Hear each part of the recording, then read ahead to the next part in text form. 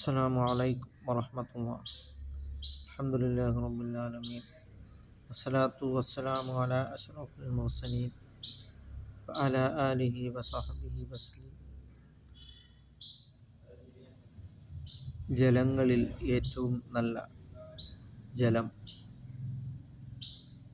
നബി സല്ലല്ലാഹു അലൈഹി വസല്ലമ തങ്ങളുടെ കൈകളിൽ നിന്നും ഒലിച്ചു വന്ന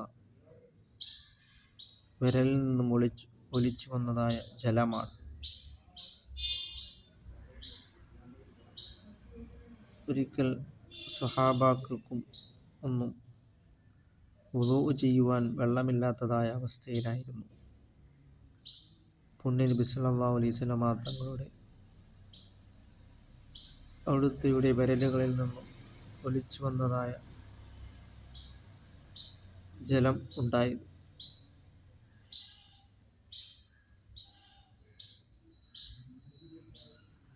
അത് നബി തങ്ങളുടെ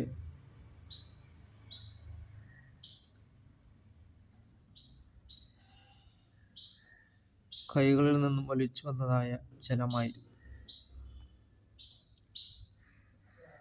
അത് നാം മനസ്സിലാക്കുക. അത് എല്ലാവർക്കും വുളൂ എടുക്കാൻ വേണ്ടി തികയുകയും കുടിക്കുകയും കുളിക്കുകയും ഒക്കെ ചെയ്യുകയുമുണ്ടായി.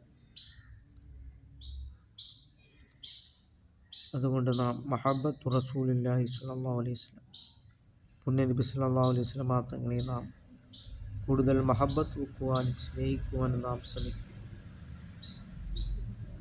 അങ്ങനെ നാം അള്ളാഹുവിലേക്ക് നാം മടങ്ങുകയും എല്ലാം അള്ളാഹുവിൻ്റെ പ്രീതിയിലായിട്ട് നാം ജീവിക്കുവാനും നാം ശ്രമിക്കുക.